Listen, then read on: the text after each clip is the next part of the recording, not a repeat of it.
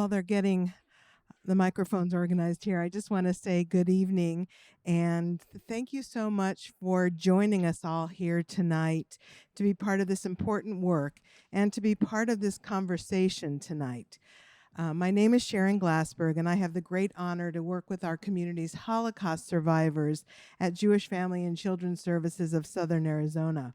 I'm humbled to be here on the stage tonight with Wanda Wolosky, a survivor of the Holocaust from Warsaw, Poland, Dr. Deborah Kaye, a senior lecturer at the Arizona Center for Judaic Studies and the French and Italian Department at the University of Arizona, and Lori Shepard, executive director of the Tucson Jewish Museum and Holocaust Center. As our conversation goes on tonight, there will be time for some audience questions at the end. For any of you who have the cards, some folks, Abram right here, including some other members of AZPM, will be happy to collect those from you. So if at any time you feel you have a question, please write it down, just raise your hand, and they will come gather those and bring them to the stage for us to discuss towards the end of the evening. So I would just like to start out. It was a lot and very informative and very interesting. Wanda, being a Jewish child from Warsaw, Poland, I'm wondering if you could tell us what it was like for you when the Nazis invaded Poland. Well, the thing is, being a small child, growing up in Warsaw, I avoided to play with other children because even before the war, I was being called names. I was called Dirty Jew, Christ killer, and I didn't even know who Christ was. When Germany attacked Poland, which was, of course, I didn't know because I was a child. I didn't understand. And it was all of a sudden, there was plane flying over the city, bombs falling down, people running like crazy. That thing was lasting for 2 weeks because Warsaw decided to fight. But Warsaw was not prepared to fight. They didn't have enough food. So starvation started. One of the bombs fell on the water pipe, so we didn't have water either. So even before the German entered Warsaw, starvation started. Thank you. Wow. Unbelievable, and yet we know what happened.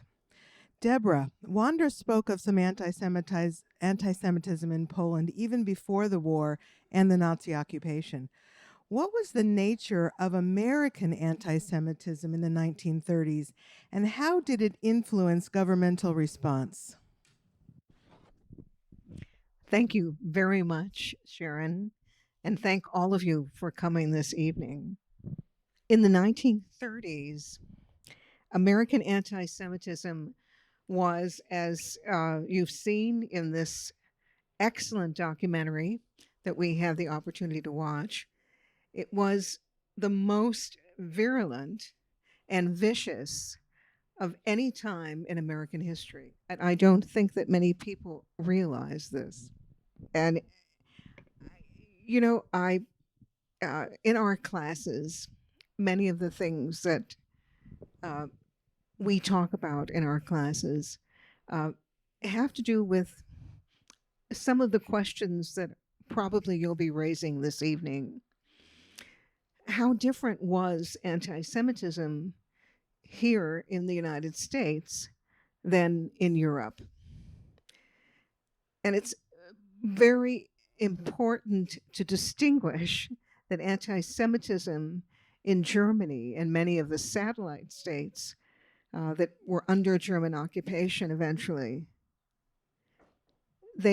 anti-Semitism was part of the law.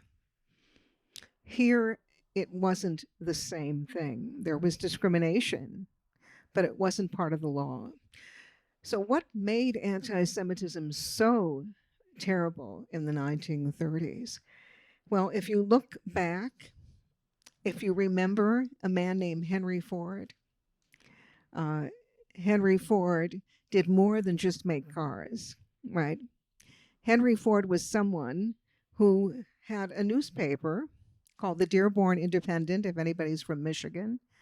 And in that Dearborn Independent, he published, article after article that continued to spew these terrible anti Semitic myths that Jews were going to take over the world. And in 1929, that's a very important year, not just because of the Great Depression. It's an important year because it's when Henry Ford apologized for publishing the Protocols of the Elders of Zion. And even though he did this, right, by the 30s, we have these very radical groups that come on the scene in the United States, many of which you saw, that I don't have to tell you about, that you saw in this wonderful documentary that we watched. In 1933, FDR becomes the president of the United States. And it's interesting that FDR puts so many high-profile Jews in his New Deal administration.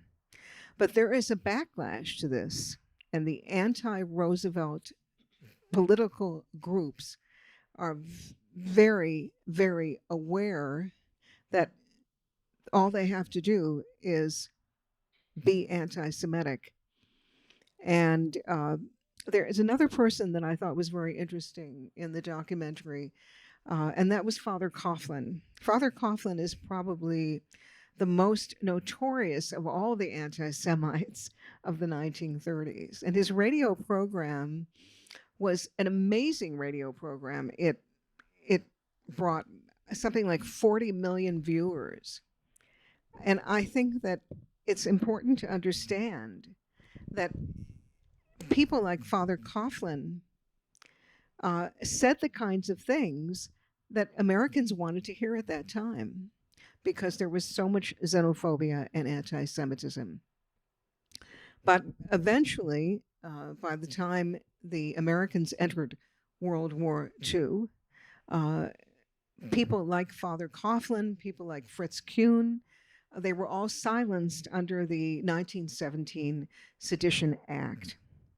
So this is just kind of a rough sketch of what the landscape of prejudice looked like in the United States. Thank you, Deborah. Wow, a lot to pack in. Lori, I'm going to go to you next. Despite a growing refugee crisis, which we saw in the screener tonight, public opinion did not want to accept more immigrants into the country. What obstacles did Jewish refugees face attempting to immigrate to the United States? Well, we saw just a little bit of that again in this screener tonight. There was a poll that was shared. I want to share a different one with you. A 1938 opinion poll showed that 94% of Americans disapproved of the Nazi treatment of Jews. But that same poll said 71% said no to allowing European refugees to immigrate to the United States. So a quick bit of history. In the 1900s, early 1900s, from 1900 to about 1920, millions of Europeans immigrated to the United States. It's really how our country was built. But by 1924, just after World War I, and as we were moving into the Great Depression, there was the Johnson-Reed Act, which was passed, known as the Immigration Act. And what that act fought to do and accomplished was to keep out the quote-unquote undesirables. And the undesirables at that time were Asians, Africans, and Jews. It limited anybody who was Asian, African, or Jewish to 164,000 refugees per year. which might sound like a lot, but given the millions that had come between 1900 and 1915, it really wasn't. For context, only 25,957 individuals were allowed under that Immigration Act each year from Germany. Most of those trying to flee Germany were, of course, German Jews. By the time that Hitler came to power in 1933, that year, only 1,241 Germans, which typically were German Jews, were actually granted visas. And the reason is because the visa process, while there were those 25,957 visas, the process was so expensive and so arduous. It was a 7-step process. First, you had to apply and be accepted. Next, you had to get together all of your paperwork. That's birth certificates, that's citizenship papers, all of the things that tell who you are, which, as we know, the Germans were quickly taking all of those rights away from German Jews. So now you don't have a German passport. You're a nationalist. You're a national instead of a German citizen. Then you had to have a sponsor. And that sponsor, typically a family member, had to be a U.S. citizen who said they would promise that you would never become a burden in the U.S. And by 1940, that actually went to you had to have 2 sponsors. So it complicated it even further. And then to add the expensive part, you had to pre-book your passage to the United States. That was thousands of dollars per person, which now would be expensive, but then was insurmountable. And you had to book your passage if you were traveling from Germany to the United States on a ship. You had to book your transient visas across Portugal, across Spain. Those were expensive. And then finally, if you got through all of those all of those obstacles, you had to sit with somebody from the American consulate and pass an interview where you had to not only be found financially fit, but also physically and mentally fit to come to the United States. By the time that Germany started pushing into other countries, all of those consulates where German Jews had fled to quickly closed. And so doors that even had been a little bit opened slammed shut. It became an impossibility. So between our quotas and the arduous process, the numbers were just not there. They just couldn't be. Oh, thank you. A lot of answers to the whys that we tend to keep in our heads. Why didn't they? Why couldn't they? Why? Wanda, you were just 5 years old when you were forced into the Warsaw Ghetto. I know before that you spoke about the 2 weeks of starvation, etc.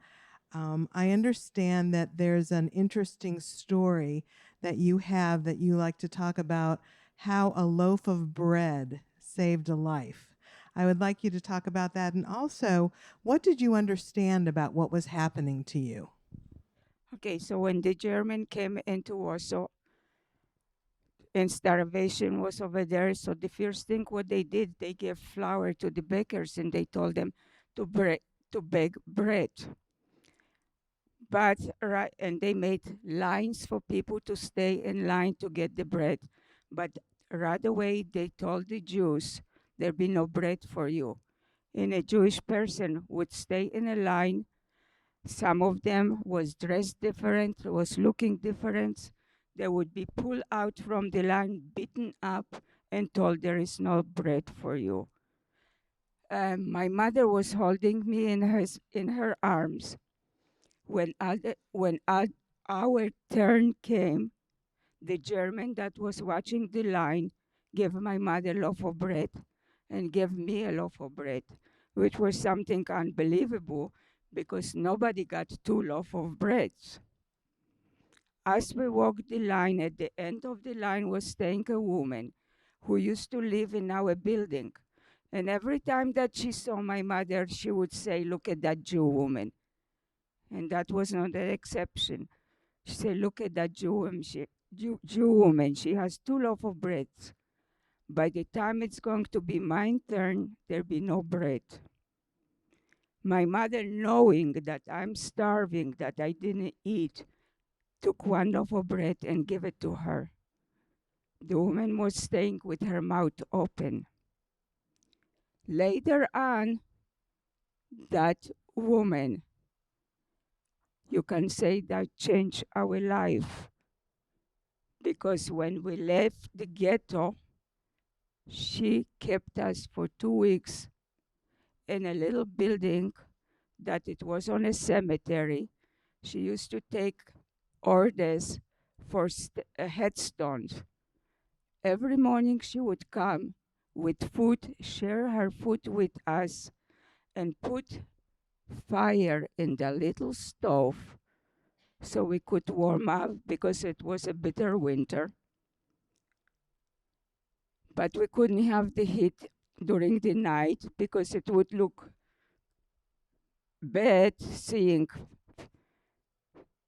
uh, fire coming or smoke coming from a chimney in a cemetery. But for 2 weeks we stay with her. So a loaf of bread sometimes can save your life and change a person. Well, I didn't understand too much about it. One day we was living in our luxury apartment, which was one room, kitchen in a back, and utilities in a courtyard. And then all of a sudden we got 3 days to move to a section that was designated for the Jews, very close to a railroad station.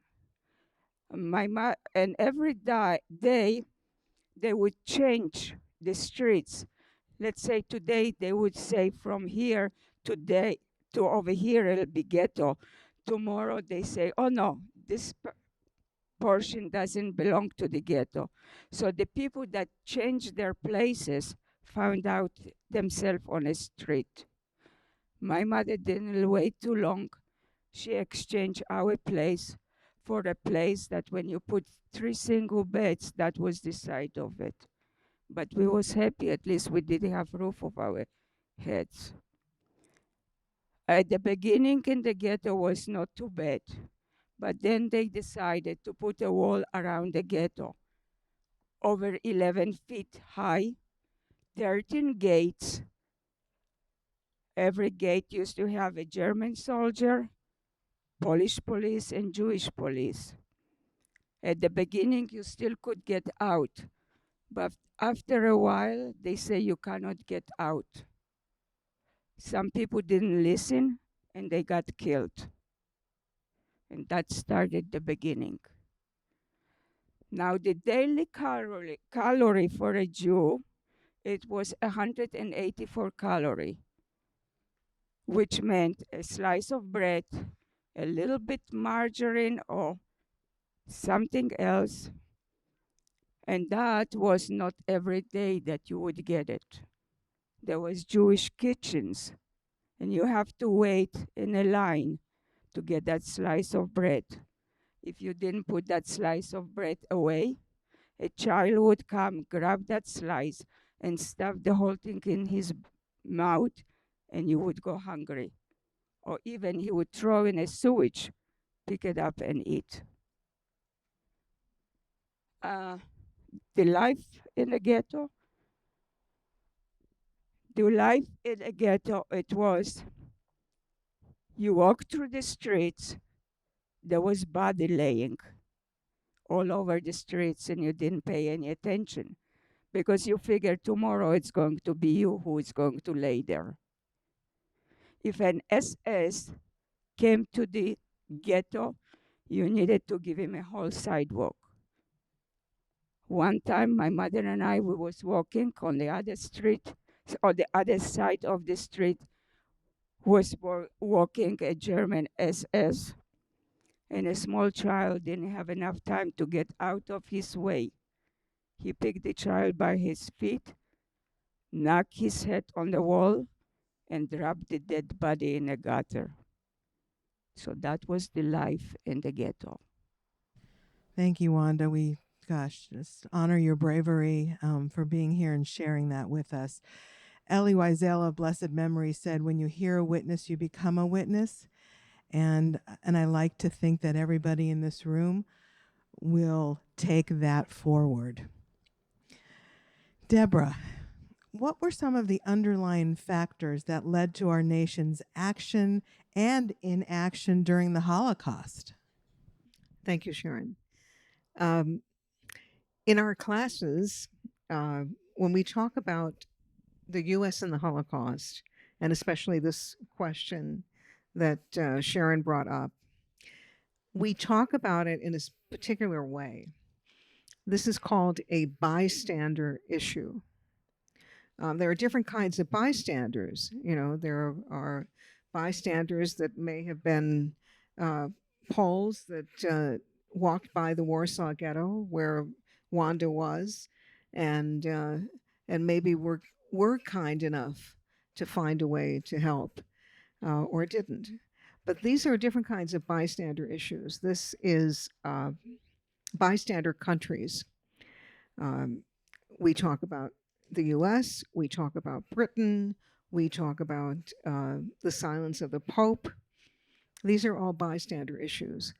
So the question about action or non-action, which seems to be a lot of what we see in the documentary also, is really a different type of question. And it would go something like this. What could the US have done to rescue Jews from the Nazi Holocaust? And another question, what should we have done, right? What could we have done and what should we have done? Lori gave a superb talk just now on the visas and on how difficult it was to get a visa. The point of that is that the United States had no refugee policy at all. Now, there's a difference with us today. We certainly have a refugee policy. We had none then.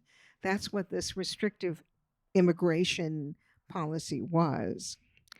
And again, we saw this in this film that we watched, which was, we saw how Roosevelt had many problems to be thinking about, and he put the humanitarian crisis really on the back burner. But there were so many moments that he didn't have to put them on the back burner. You know, you've all heard of the German passenger ship, the St. Louis, right? The St. Louis pulled into Havana, and 900 Jews on that passenger ship had certificates to land there in Havana. Havana didn't honor them. And our president at the time could have intervened. He could have changed those immigrant quota laws for that moment and let those 900 people into the United States. And you know the story. There was no place for them to find refuge. This is really a low period in our nation's history. A fellow Pole, Wanda's fellow Pole, Jan Karski, who was the leader of the Polish government in exile, Jan Karski came to FDR and he said to FDR, there is a Warsaw Ghetto, people are dying and starving, and there is an Auschwitz. There's no doubt about it. The best thing that FDR could do was to allow him to talk to Congress or allow him to talk to other people in the other groups. But he did nothing over and over again. Finally, in 1944, in January of 1944, the Treasury Secretary, Henry Morgenthau, realizes, because of people working under him, that there is something going on. And what's going on is that money is not getting to the refugees and the relief that had been designated for them.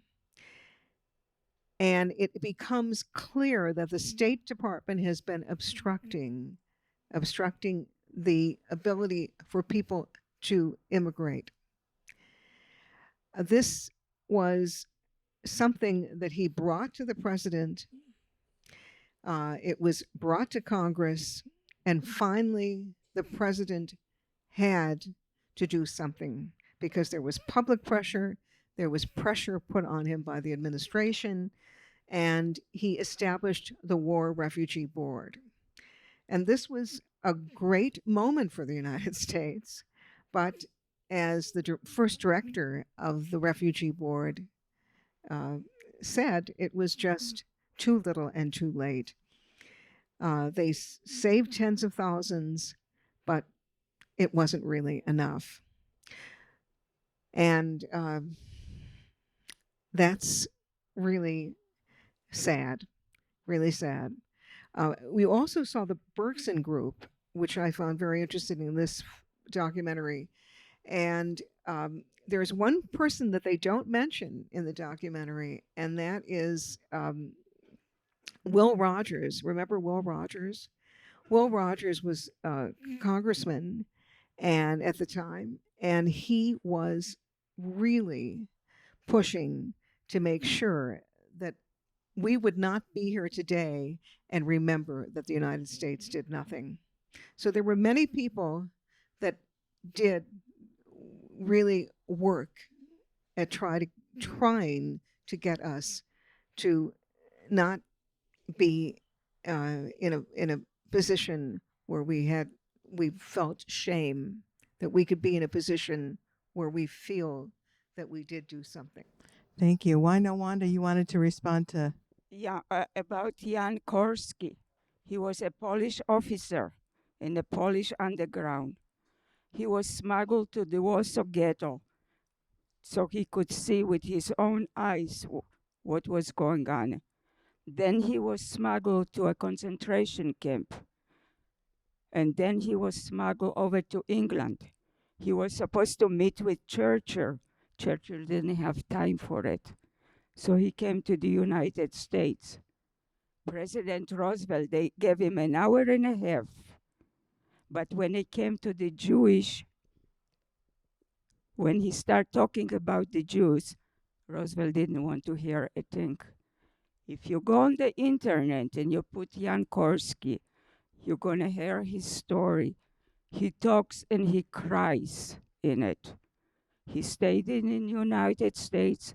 He was a lecturer in the Massachusetts University eventually.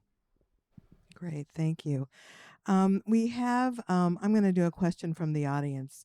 And I think I'm going to need maybe Jean's help to read this one.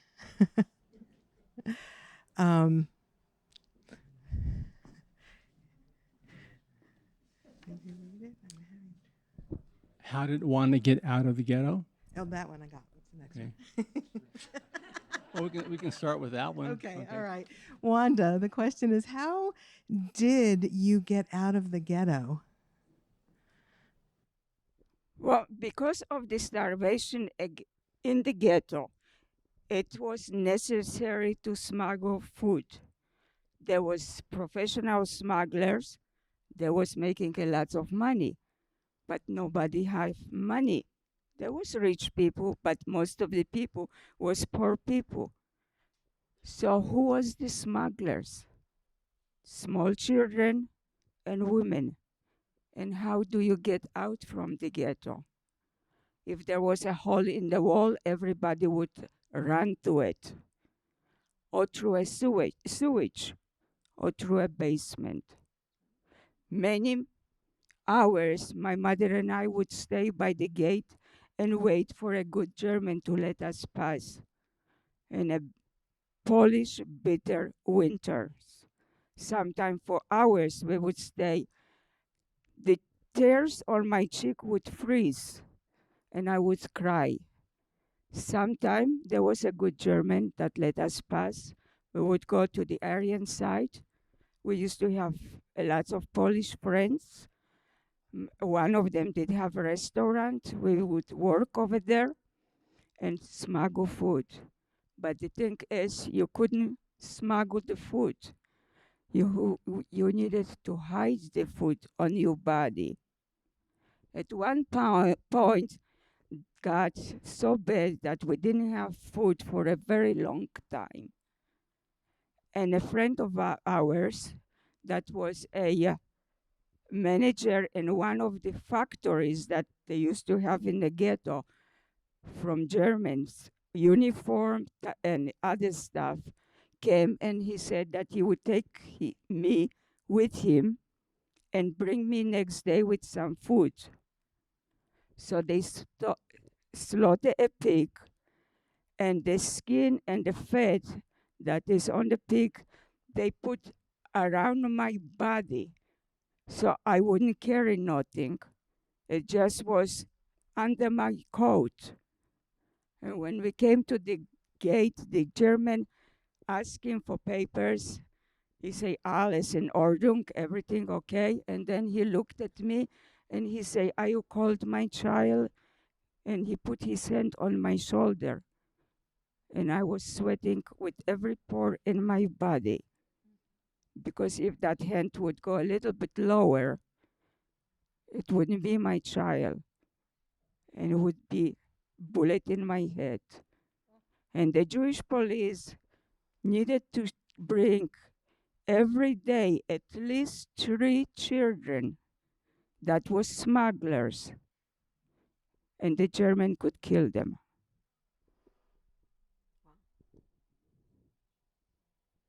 Thank you. So, how did you get out of the ghetto at the? One day, we got out of the ghetto, and just with our clothes on our back, and my mother said, this is not the way to live. We cannot take it anymore. So we started to walk the streets, hiding in basement, sleeping under the steps. And that when the woman that mother gave the bread saw us, and she say, what are you doing over here? And you never knew who was your friend and who was your enemy, because they would take you to a police station, you got shot, they got paid. So she said, come with us, with me, and that's where she took us to the cemetery, and we stayed with her for some time. A year later on, we found another place that we stay for a while. Those are what we call upstanders, right? Yeah. Um, Lori, I'd like to ask you this question. What parallel do you see in anti Semitism and racism and hatred today compared to 1930s Europe? And if you could talk about, too, what here in southern Arizona, what we see. Thank you for that really easy question, Sharon. You're I welcome. appreciate that. You know, every day at the museum, we have to have this conversation, and I want you to know that every day I get up and go in and think, one day I'm not going to have this conversation, but that day has not come yet. I'm very careful, first of all, to never draw parallels between the Holocaust and what's happening today. I never allow someone to use Hitler as the butt of a joke or as something that we call a political rival today. That's not appropriate in any way. But the parallels are frightening, and if we don't pay attention to them and we don't see them, well, then it's to our own peril. So one of the things that we talk about when we bring school tours in is we talk about anti-Semitism, what it looked like then and what it looks like now. And if you're not part of it, you might not see it. It might go unnoticed. First, let me say this. In 2021, the Anti-Defamation League marked 20, I have to write the number down, 2,717 incidents of harassment, violence, assault, and vandalism against Jews in the United States. That number was the largest that it had been since the ADL started tracking that in 1979. And now in 2022, it's already over half that, and looks like it will continue to grow and outpace that number. In 2018, there were signs put all over Phoenix and Tucson on the sidewalks. It was painted, "With Jews, you lose." And in 2019, there were stickers put up all over southern Arizona that said, "If you really want to make America great again, you have to get rid of the Jews." We talk about this at the museum because it's important to know. Sometimes when we start with a school tour and they're not paying quite as much attention as I'd like them to be, they're not wrapped like you all are, I'll say, "Somebody tell me what anti-Semitism is." And one great student will tell me, and I'll say, "The great thing about it is that it ended after the Holocaust, right?" I just want to make sure they're paying attention because it didn't end. And right now it appears that some feel they've been given a license. Anti-Semitism didn't go away after the Holocaust. It might have gone to a quieter place.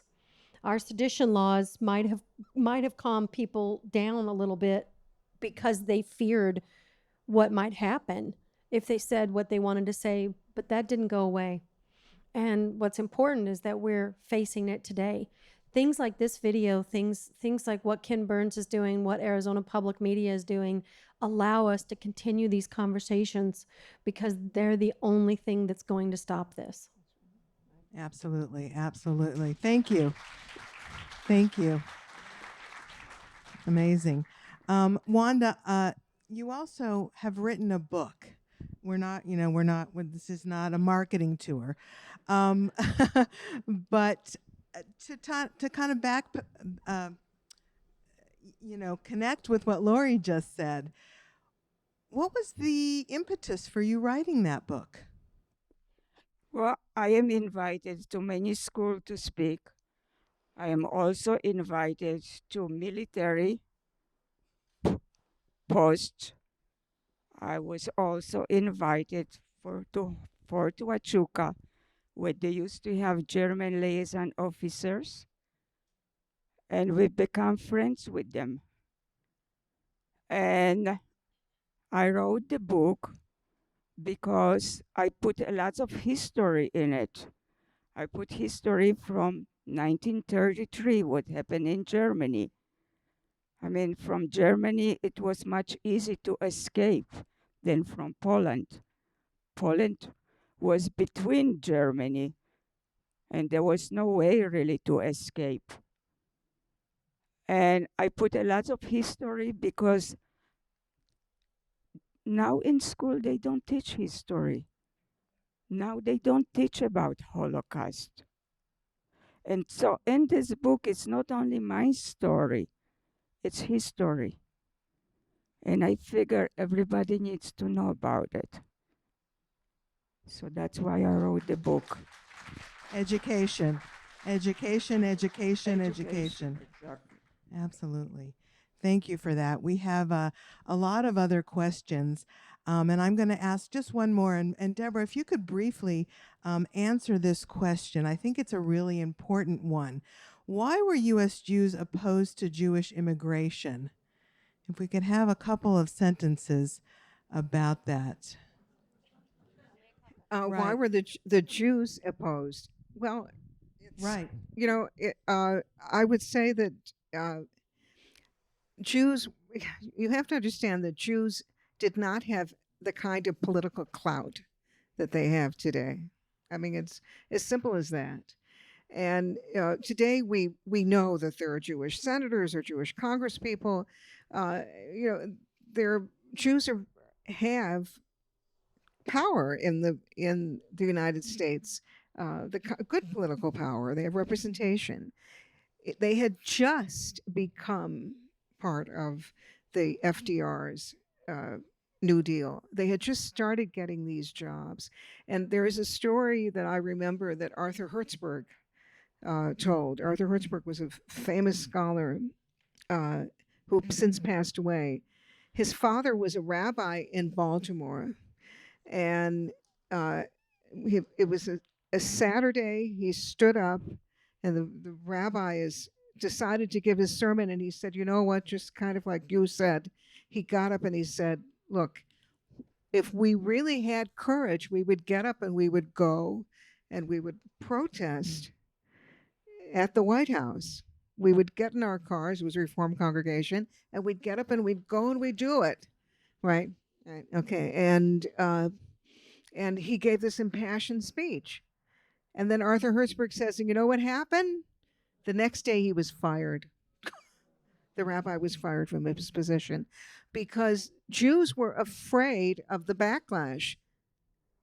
Look at all the anti-Semitism. You know, you can't, this is a matter of context. You have to be able to put yourself in that context. But it's a hard question. It's a tough question. Thank you. It was very interesting, and I had the same thought as I watched the screener tonight. Yes, Lori, I'm going to end with you. Can it happen again? Yes, it can, and it has. At the end of World War II, at the end of the Holocaust at liberation, the phrase was and still is never again. But we haven't attained that yet. There's been myriad of genocides since then, and could there be another genocide of the Jewish people? Yes, it could absolutely happen again. We have to be of courage, of that courage. We have to be willing to be fired. We have to be willing to say, yes, it can happen again if we don't stand up, if we aren't the ones that say never again and mean it. I actually, we were going to end it there, but I want to give Wanda another opportunity. She's anxious to talk about after the war in Poland. Okay, after the war in Poland, we was thinking that they learned something, but the anti-Semitism continue. And living after socialist, under socialist communist, you would think that something would change. Nothing changed. And we didn't want to stay in Poland, but they didn't want us to leave. Till 1948, the state of Israel became. We put papers, they didn't want us to leave. We needed to wait 2 years before we got permission to leave for Israel. That when for the first time in my life, I felt that I am a free person. I joined the army, even that I was too young, and that was the greatest thing that I could offer to the new states.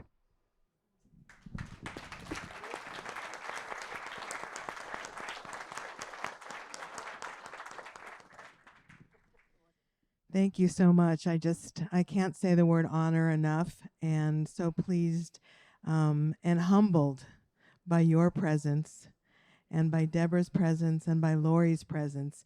There are so many more questions that we could answer. We could go on all night, but I'm so glad that we could be together tonight and be brought together by Arizona Public Media and by this amazing documentary. And hopefully we can think about speaking up. There's always so much more to learn, being upstanders, and to learn from our past to help us inform our future. We thank you for being with us tonight, and let's move forward with everything we've learned here.